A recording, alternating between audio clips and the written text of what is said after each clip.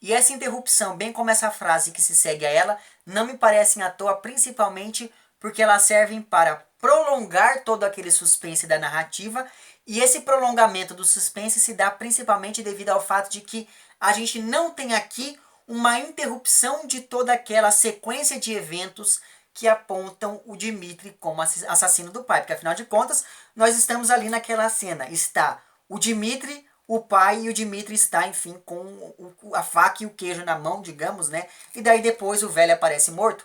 Não me parece à toa, não é mesmo? Enfim, só que mais do que tudo isso, e daí nós não temos que nos esquecer desse detalhe, essa interrupção e essa frase do Dmitri nos mostram que nem tudo o que aconteceu naquela noite foi narrado pra gente. E daí eu não sei se você se lembra, mas lá no primeiro vídeo desse projeto eu falei pra você, desconfie deste narrador aqui. Esse narrador ele se faz de inocente, mas ele não é tão inocente assim. Pois é, isso daqui, me parece que esse daqui é o trecho do livro em que isso fica mais evidente, que esse narrador não está contando tudo pra gente e ele tem um propósito com isso, que é poder, enfim, propor toda uma acusação que faz com que a gente olhe para o Dmitri como o verdadeiro assassino do pai. Não estou falando que ele não seja, eu estou falando apenas o que me parece que acontece aqui dentro da estrutura desse romance. Quando a narrativa retorna, nós passamos a acompanhar então a perspectiva de um dos empregados do Fyodor Pavlovich, que acordou ali no meio da noite e se deparou não apenas com a porta e com a janela da casa do seu senhor abertas, né, escancaradas ali para qualquer pessoa entrar, mas também se depara com um homem correndo pelo jardim. Como esse empregado já sabia de todo o clima de tensão que estava envolvendo ali aquela família, ele sabia dessas ameaças que o Dmitri estava fazendo ao pai, esse empregado não pensa duas vezes antes de se lançar ali no encalço desse fugitivo e acaba de fato interceptando o caminho do Dmitri quando ele estava tentando pular a cerca ali da casa. O Dmitri, para poder se livrar ali do velho, acaba pegando aquele pilãozinho que ele estava ainda na mão e dando com ele na cabeça daquele pobre infeliz que cai desmaiado no chão. O Dmitri fica preocupado com o homem, pula novamente a cerca para ver ali se o sujeito morreu ou não, e nisso acaba se sujando completamente de sangue antes de ir novamente até a casa da Grutchenka para poder saber onde é que ela estava, porque afinal de contas ela não estava ali com o Fyodor Pavlovich. Quando ele chega na casa da moça, né, da tal da Grutchenka, ele não só assusta todas as pessoas que estão ali, porque afinal de contas ele está ensopado em sangue, mas ele também acaba descobrindo que essa moça havia partido para uma cidadezinha ali vizinha para poder se encontrar com aquele tal militar polonês. E daí nós temos todo aquele processo de crise que eu havia dito para vocês no início desse vídeo, começa a se esboçar aqui no Dmitri. Por quê? Lembra lá, primeiro nós acompanhamos a crise do Alyosha, agora nós vamos começar a acompanhar a crise do Dmitri. O Dmitri, ele, ao saber ali que a Grutchenka foi se encontrar com aquele que tinha sido seu primeiro amor, ele já começa a perceber que, independente do que ele faça, a moça não vai mais se relacionar com ele. Ou seja, ele está totalmente desiludido com relação ali ao amor de sua vida, e mais do que isso, ele começa a se sentir culpado porque ele julga que matou aquele empregado ali. E aquele empregado que ele julga ter matado, o havia criado como um pai de criação ali, esse tipo de coisa, porque lembra lá, como eu disse para vocês no primeiro vídeo deste projeto, o Fyodor Pavlovich só queria saber de farra, então justamente por conta disso, ele acabou abandonando esses seus 3 filhos. Então, uma vez que esses filhos estavam abandonados, esse criado que havia sido atingido ali pelo Dmitri, cuidou desses 3 irmãos como se ele estivesse cuidando ali dos seus próprios filhos. Então, o Dmitri está se sentindo culpado pela morte do seu pai de criação e está se sentindo desiludido com relação ali ao amor da Grutchenka e esse tipo de coisa. Então, justamente por conta disso tudo, esse personagem, ou seja, o Dmitri, resolve que na manhã seguinte ele vai meter uma bala na cabeça e se matar. E daí, movido por esse sentimento, então, ele acaba indo até a casa de um sujeito chamado Piotr Ilyich alguma coisa. Por quê? Um pouco antes daquela viagem que o Dmitri havia feito para poder se encontrar com aquele comerciante de madeira que queria comprar uma das terras ali da família Karamazov, o Dmitri até tinha ido até a casa desse Piotr para poder penhorar ali 2 pistolas. Pois bem, o Dmitri vai então novamente à casa desse Piotr para poder reaver aquelas suas pistolas, e ele tem o intuito de reavê-las não apenas para recuperar aquilo que é seu, mas também porque ele resolveu que vai se matar, como eu disse para vocês. Diante do estado em que o Dmitri chega ali à sua casa, esse tal desse Piotr fica totalmente surpreso com aquela visita. Tanto porque o Dmitri está banhado em sangue, e daí esse Piotr, que aparentemente é um velho conhecido da família, ajuda o Dmitri a se limpar, mas esse Piotr também se surpreende com o fato de que o mesmo Dmitri que havia horas antes penhorado 2 pistolas a troco de 10 rublos, apareceu agora com um bolinho de notas de 100 na mão, o que nos faz perceber novamente que nem tudo o que aconteceu naquela noite nos foi contado, porque afinal de contas, até pouco tempo atrás, o Dmitri estava sem dinheiro nenhum e agora ele apareceu com tanto dinheiro, que nos faz perguntar onde foi que ele conseguiu tanto dinheiro assim, o que de certo modo vai complicar ainda mais a situação dele, porque lembra lá, um dos motivos dele estar brigando ali com o Fyodor Pavlovich, que páginas depois vai aparecer morto, é o fato de que o Fyodor estava escondendo os 3.000 rublos que ele daria ali à tal da Grutchenka. Muito bem. Extremamente preocupado com esse amigo e desconfiado de toda a história que ele conta, esse Piotr começa a perguntar ali onde foi que ele conseguiu dinheiro, e o Dmitri diz que quem deu tanto dinheiro para ele foi a tal da dona Kloklakova lá, que a gente sabe que é uma mentira deslavada. Mas enfim, então, preocupado com o amigo que está ali dizendo que vai se matar, esse tal desse Piotr passa a averiguar toda aquela história, mas a gente vai ficar sabendo do resultado dessa averiguação apenas algumas páginas depois, porque entre uma coisa e outra, o Dmitri resolve que antes de se matar ele vai ali, enfim, aproveitar a sua última farra, e vai aproveitar essa farra na companhia da Grutchenka. Então ele vai até um boteco dali de perto, compra um monte de bebidas e segue em direção a essa cidadezinha vizinha em que está a Grutchenka com aquele seu polonês. Muito bem, aqui a gente vai acompanhar então um deslocamento, novamente a gente vai acompanhar um deslocamento do foco narrativo e vai passar a acompanhar a ida do Dmitri até essa cidadezinha onde está a Grutchenka. Lá chegando, ele vai pedir ali para o dono do botequim para que ele prepare um regabof tremendo, enquanto ele começa, enfim, a jogar baralho com a Grutchenka e com aquele grupo de poloneses com o qual ela está. E aqui a gente tem toda aquela ideia do Dostoiévski não gostar um pouco, ou não gostar nem um pouco dos poloneses, como eu comentei no início desse vídeo. Mas enfim, durante essa partida de baralho ali, o Dmitri acaba perdendo muito dinheiro, porque afinal de contas ele é muito ruim no jogo, mas ele acaba acusando esses poloneses de estarem trapaceando, e nisso a Grutchenka começa a beber demais e acaba confessando ao Dmitri que primeiro havia se decepcionado ali com esse tal desse polonês, e segundo, essa moça acaba admitindo que sempre havia amado o Dmitri, que havia sempre preferido o Dmitri ao pai. Só que aí nós temos que nos lembrar que o Dmitri, ele não está conseguindo se entregar totalmente ali, enfim, aos carinhos da Grutchenka, porque ele está totalmente ele está se sentindo extremamente culpado, porque até então ele pensa que matou o tal do Grigori. Então, diante de toda essa revelação da moça, os dois passam a planejar ali um futuro juntos. O futuro do casal seria lindo não fosse a interrupção causada ali por um grupo de oficiais de justiça que dão voz de prisão ao Dmitri Karamazov, acusando ele de ter assassinado alguém. Em um primeiro momento, o Dmitri pensa que estão ali por conta do assassinato do empregado do pai, mas na verdade eles estão ali por conta do assassinato do próprio Fyodor Pavlovich. Neste momento, então, nós temos uma interrupção na narrativa para que a gente fique sabendo como foi que aquele grupo de homens chegou tão rápido ao paradeiro do Dmitri. Por quê? Eu não sei se você se lembra do tal do Piotr lá, que nós abandonamos em algum momento do passado, mas enfim. Enquanto o Dmitri farreava ali na cidade vizinha, o Piotr foi, enfim, até a casa ali da tal da Grutchenka e ficou sabendo que o rapaz passou por ali 2 vezes. Na primeira vez, ele roubou o pilão, e na segunda vez ele entrou na casa todo ensanguentado.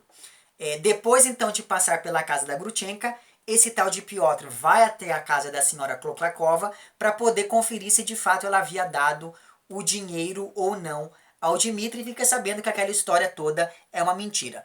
Diante dessas duas informações, o tal do Piotr vai, enfim, procurar a polícia, só que quando ele chega ali na delegacia, ou enfim, na casa do policial, ele fica sabendo que já estão à procura do tal do Dmitri, acusando ele de ter assassinado o próprio pai. E como foi que a polícia ficou sabendo que o Fyodor Pavlovich estava morto? Porque no meio da noite, a esposa daquele empregado que havia sido atingido pelo Dmitri acordou por conta dos gritos lá que o Smerdakov estava dando. Lembra lá que o Smerdakov estava tendo uma crise de epilepsia. Pois é, essa mulher acorda assustada no meio da noite, percebe que o marido não está ali do lado dela e vai procurá-lo. O que ela vê? Ela se depara no jardim com o marido estendido ali no chão. Quando ela olha para casa ali para poder buscar ajuda, ela percebe que a porta e a janela da casa estão escancarados, e pela porta ela acaba vendo o cadáver do tal do Fyodor Pavlovich e começa a fazer um escândalo ali para poderem, enfim, fazer alguma coisa. Quando ela consegue acordar o marido, que no fim das contas não estava morto, como pensava o Dmitri, ele acaba dizendo que viu o Dmitri Karamazov ali rondando a casa do pai. Então eles unem uma coisa com a outra e percebem que o rapaz havia matado o próprio pai. Depois desses esclarecimentos, o foco da narrativa vai voltar então ao interrogatório que compõe a investigação preliminar pela qual vai passar aqui o nosso amigo Dmitri. Esse interrogatório ele vai ser extremamente importante não apenas por conta da sequência da narrativa, mas também porque vai ser durante esse interrogatório que o Dmitri ele vai evidenciar toda a crise pela qual ele está passando ali, que é uma crise que novamente remete lá a toda aquela estrutura do sermão do Padre Zósima e aquela coisa toda.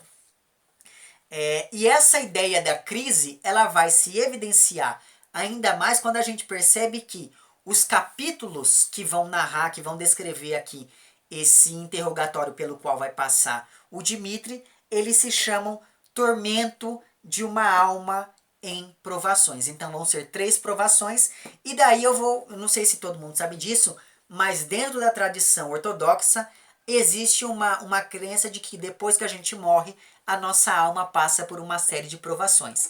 Então me parece que, munido dessa crença, é que o Dostoiévski foi compondo esse trecho do romance. Mas enfim, então como eu falei para vocês, é principalmente por conta do título, né, desses capítulos, ou seja, dessa ideia de que o Dmitri está passando por provações, que nós temos ali evidente essa crise pela qual está passando o personagem. Então, é só durante essas provações que o Dmitri vai descobrir que o tal do empregado ali do pai está vivo e que o estão acusando de fato pelo homicídio do Fyodor Pavlovich e não do pobre lá do empregado.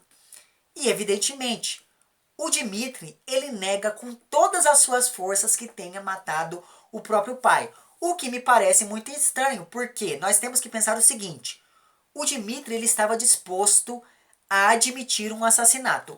O que o faria negar que matou uma pessoa e não a outra, enfim. Então me parece muito curioso o fato de que ele esteja negando com tanta força que tenha matado o próprio pai, quando ele estava disposto a, enfim, assumir o homicídio do empregado. Enfim, isso me deixou com uma pulga atrás da orelha, não sei vocês. Digam lá embaixo nos comentários o que é que você acha disso. Então, durante esse interrogatório, o Dmitri vai, primeiro, construir um caso contra si mesmo, quando ele vai ali colocar na mesa um monte de provas que vão o incriminar mesmo. E essa acusação que ele faz a si próprio não me parece à toa, porque aí nós temos que nos lembrar que ele está passando por toda aquela crise moral e ele está passando por todo esse exame moral, não apenas com relação a si mesmo, mas também quando a gente pensa nessas outras pessoas que estão ali o condenando. Então ele vai fazer um caso contra si próprio, mas ele também vai expor, sobre uma perspectiva muito menos frenética, tudo aquilo que nós já sabemos. Então, ele vai falar de todos aqueles detalhes que a gente vem acompanhando até então no livro. Só que nós vamos entrar em contato aqui com 2 dados que até então nos eram desconhecidos. O primeiro dado é de onde veio aquele dinheiro com o qual ele estava quando entrou na casa do Piotr. E aí nós ficamos sabendo que esse dinheiro era aquele mesmo dinheiro que ele havia roubado da Katerina Ivanovna. E daí eu vou lembrar para vocês o seguinte. Lembra que no meu primeiro vídeo eu falei para vocês, olha, nesse trecho em que o Dmitri está conversando com o Alyosha, ele bate no peito, e esse é um detalhe que nós não devemos deixar passar? Pois bem, aqui esse detalhe se faz presente, por quê? Naquele momento em que o Dmitri estava batendo no peito, ele estava batendo em uma bolsinha que ele havia costurado ali e que ele estava carregando. Dentro dessa bolsinha estava metade do dinheiro que ele havia pego lá da tal da Katerina Ivanovna, porque durante aquela sua farra com a Grutchenka, ele havia pego esses 3.000 rublos e havia dividido em dois bolinhos de dinheiro. Então, durante essa farra, ele gastou apenas 1.500 rublos e os outros 1.500 ele guardou consigo. E é esses 1.500 que ele estava exibindo na mão quando ele entrou ali, enfim, na casa do tal do Piotr. E é esses mesmos 1.500 rublos que ele carregava na bolsinha ali junto de si quando ele bateu no peito, quando ele estava conversando ali com a Alyosha. Então veja que a minha memória não está tão ruim assim, porque já faz mais de 5 anos que eu li este livro e me lembrava disso claramente como se fosse água. Mas enfim, então esse é o primeiro detalhe com o qual nós vamos entrar em contato, que é uma coisa que nós não sabíamos até então. E o segundo detalhe que nós não sabíamos até esse momento é que o Dmitri afirma que a porta da casa do Fyodor Pavlovich esteve fechada o tempo todo enquanto ele esteve lá. Mas isso não bate de maneira nenhuma com todo aquele depoimento prestado pelo empregado que diz que a porta da casa estava aberta. Ou seja, o senhor Fyodor Pavlovich havia aberto aquela porta. Mas ele só abriria aquela porta se ele ouvisse a batida secreta que diria que a Grutchenka estava lá. Só que apenas 3 pessoas sabem dessa batida secreta.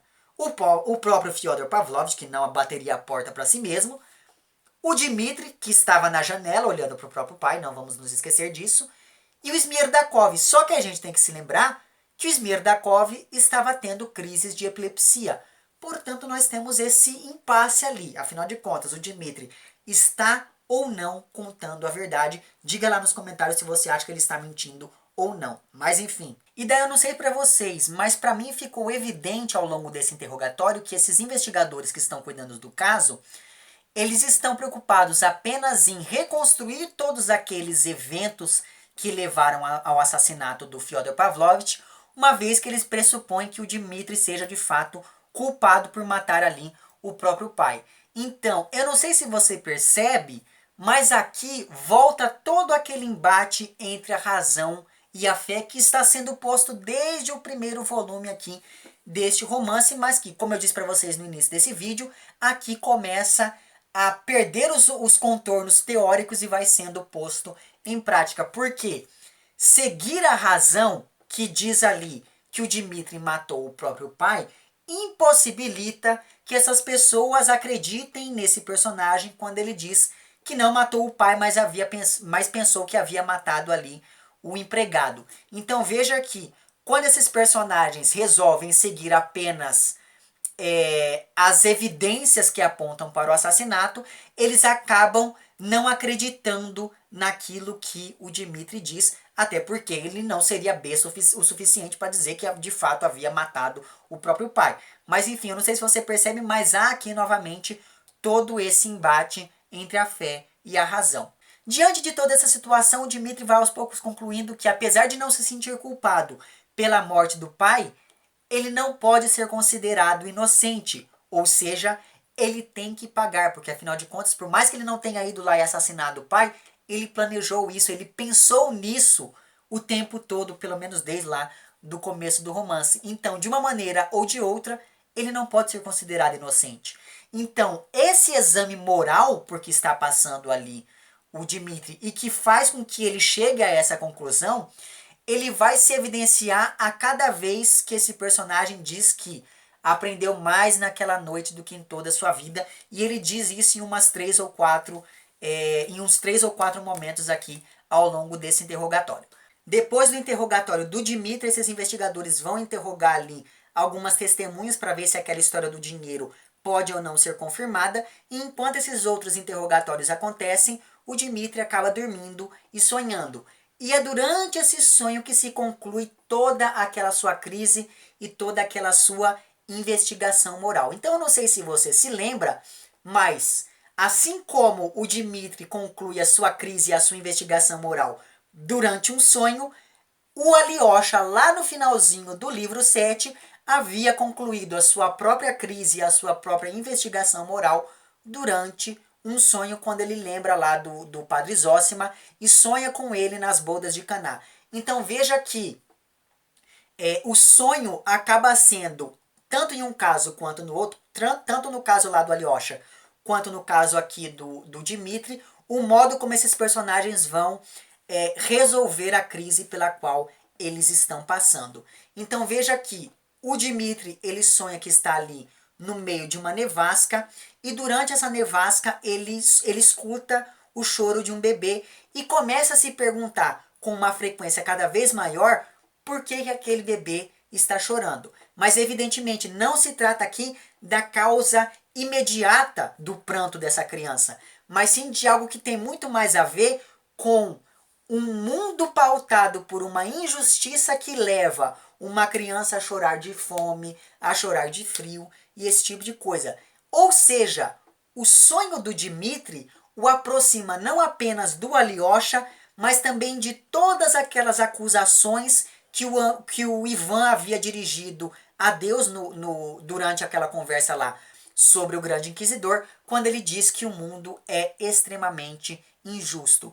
Então, diante dessa verdade que revela ao Dmitry, ainda que por meio do sonho, toda a injustiça que existe no mundo, o Dmitry acaba reconhecendo a si próprio e aos outros que ele tem que pagar pelos pecados que cometeu, ou pelo menos pelos pecados que ele permitiu que outras pessoas cometessem. Então, diante disso, ele acaba fazendo ali um discurso extremamente inflamado, que se espelha muito bem em toda aquela epifania que o Alyosha tem depois daquele seu sonho.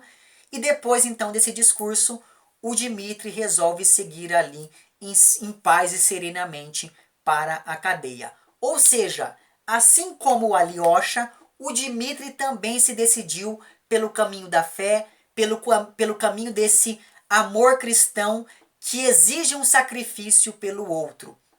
Então, tanto o Alyosha quanto o Dmitry se decidiram, dentro daquele embate entre fé e razão, eles dois se decidiram por abraçar a fé.